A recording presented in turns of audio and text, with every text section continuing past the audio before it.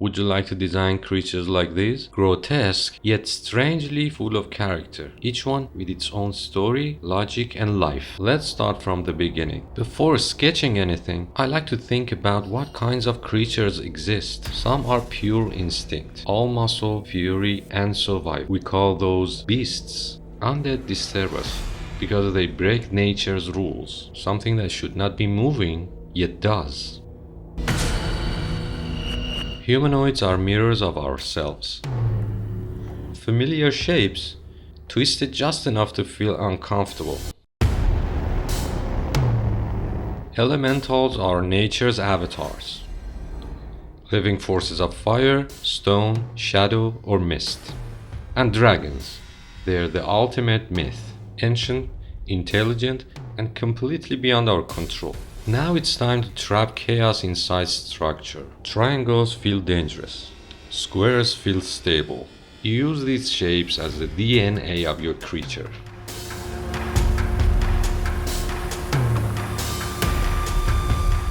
Develop them in 2 to 4 stages, as many as possible. Push the silhouettes, stretch proportions, and let the accidents happen.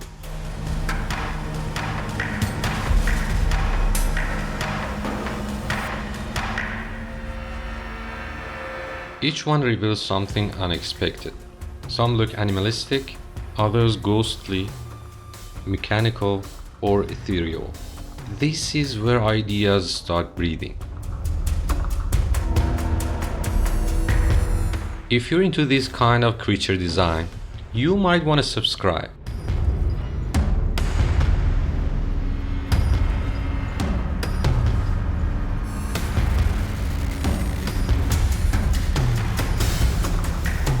Alright, let's keep going. Now I pick the Undead and take it further. I keep his body cubic, stylized and solid. Not funny, not curvy, heavy and grounded.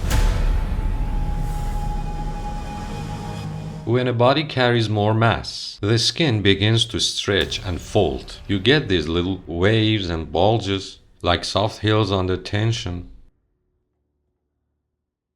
That's what gives him that swollen, unnatural feel. His face doesn't align, the eyes and mouth drift, like they're stitched together wrong, inking the main forms, defining the weight. Painting shadows next to lock in the mood. A trick I call the golf ball effect, adding volume through contrast.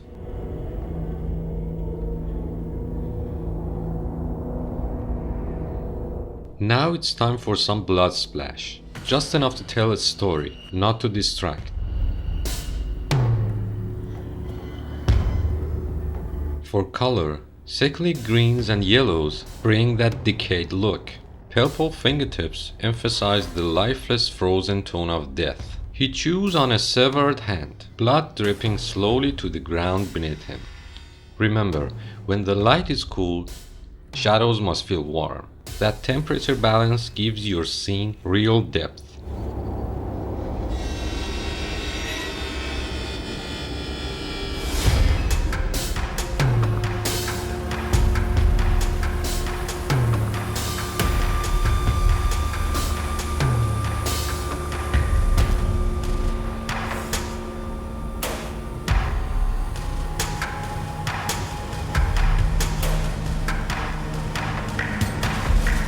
Final piece. The Undead is complete. Now, let's move to the second one. This creature stands taller, shaped around a triangle for tension and speed. Start with a box for the pelvis. Draw a vertical line as its pivot, then a circle to find thigh length. Add a line parallel to the box to mark the knees. And repeat the same for the heels and elbows. Use a box and an egg shape for the ribcage and head. Then wrap them with contour lines to define volume. Then move into clean, confident inking.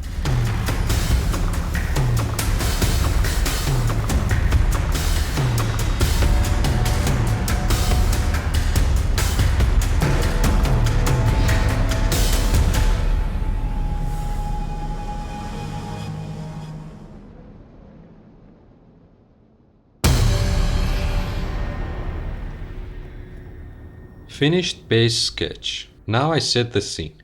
A cold tunnel with pipes, fog, and dim lights. Let's go for a 5-point perspective to push the depth. Placing the pelvis again, then blocking the full body. Some redraw and cleanup, refining silhouette and proportions.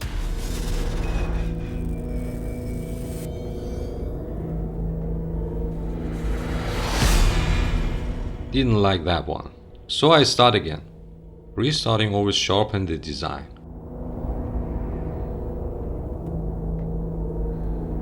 Draw helper boxes to find body part placements quickly. Clean up lines and shapes, making everything flow together.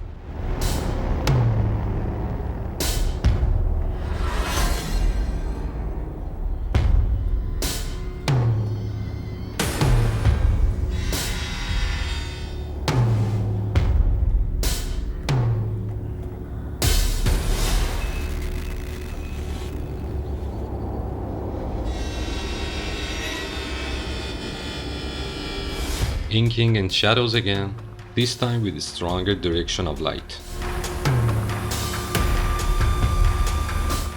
At the wall shadows, they ground the creature in this space. Then the pipes, small details that make the world feel alive.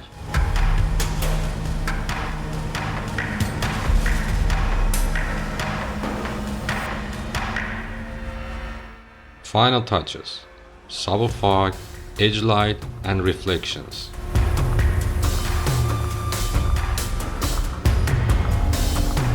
And that's it. From simple shapes and chaotic sketches to something that breathes. That's the beauty of creature design.